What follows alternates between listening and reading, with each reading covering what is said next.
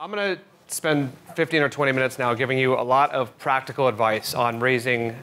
This is based on raising your Series B, but really can be applied to raising your Series A as well. Just out of curiosity, how many people in the room have raised an institutional round so far? You know, some big, even a seed round or Series A? Okay, good. There's a lot of information in here, and I'm not a PowerPoint specialist. This is more just practical advice. I'm going to go through it quickly. If anyone wants the deck afterwards, just send me an email or a message somehow, and I'll get it to you. This is us, Javelin Venture Partners. We've done about 50 Series A deals, many of which have raised Series B, so we spend a lot of time preparing our founders to be successful at that raise and prepare for it the right way. OK, so here's the premise. You've just raised a Series A, which is awesome. Congrats. You have 18 to 24 months of cash left. You have, obviously, you're a startup. You haven't created a lot yet. You've done some, but you have major holes in your management team. You're still establishing your culture. You've maybe barely started to show product market fit, and you haven't really started to scale yet. That's all stuff that's on your mind right now. Maybe a board has been set up because of the Series A you raised, but probably hasn't even met yet. There's this loud ticking sound, and that's your cash, basically. And if you don't know it, your preparing for Series B has already started pretty much the day you close your Series A. That's the religion. That's the mindset you got to get in. First and foremost, raising any round is super hard. So take a moment and enjoy it. Take a step back and really enjoy the accomplishment. But then moment's over, and it's time to really start thinking about Series B. So you have to know the odds are against you. Okay, there's a lot of seed and A money, but really, in our opinion anyways, the crunch is Series B.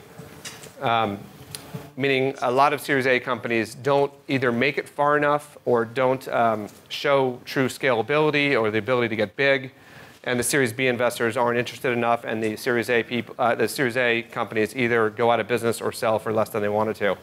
Okay, so this is how to be one of the successful ones. The ones you're going to meet with, the investors you're going to meet with want to see as much risk removed out of the equation as possible. They want to see that you can scale. They want to see that you can recruit well, build well, sell well. All the key things there. And your job is to make the decision super easy for them before you run out of cash, with a lot of cushion there, so they can't even use the cash thing against you at all. It just isn't a factor. So you start with 12-month goals. Okay. How long can you make the cash last, first of all? What other things can you do to make it last longer? I'll talk about that in a minute.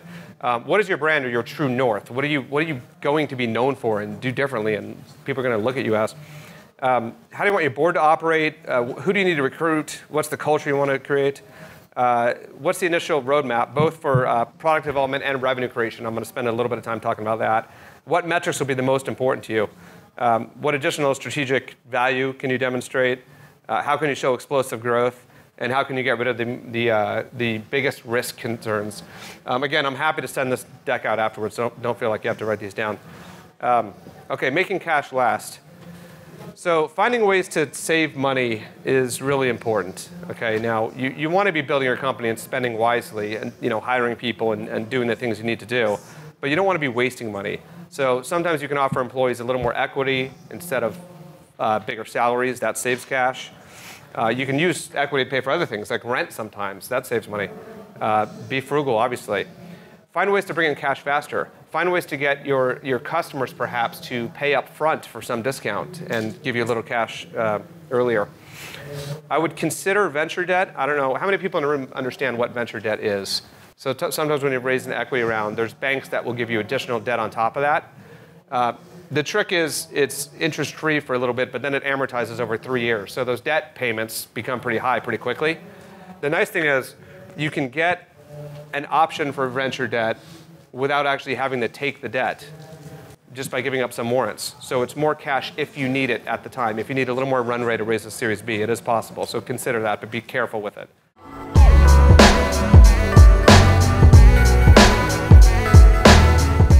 Let me just take a quick moment to thank Scott Ed Walker and the Walker Corporate Law Group for supporting This Week in Startups. The Walker Corporate Law Group is a boutique law firm specializing in the representation of entrepreneurs and startups, and I've personally known Scott for a long time, and a lot of my angel investments use him as their attorney and speak incredibly highly of him. The Walker Corporate Law Group encourages fixed fees, which they believe really helps startups, and I know it does because you don't get that surprise when you get your bill every month. And they believe actually at the Walker Corporate Law Group that billable hours reward inefficiency. They want to get things done, and they want to get it done quickly and efficiently for you. Keep those billable hours actually reasonable so that you can grow your startup and put the capital where it belongs in the product. All of their lawyers have decades of experience. There's no junior associates getting on-the-job training, and they provide tons of services, including M&A, licensing agreements, terms of services, and privacy policies. If you want to talk to the founder himself, Scott Ed Walker, you can call him directly at 415-979-9998. That's 415-979-9998, 979-9998, or you can email him directly, Scott at Walker Corporate Law. Scott at Walker Corporate Law, and you just put in the subject line, Jason sent me. And you can visit walkercorporatelaw.com, and you can follow Scott at Scott Ed Walker on the Twitter. Thanks, Scott, for supporting independent media like This Week in Startups.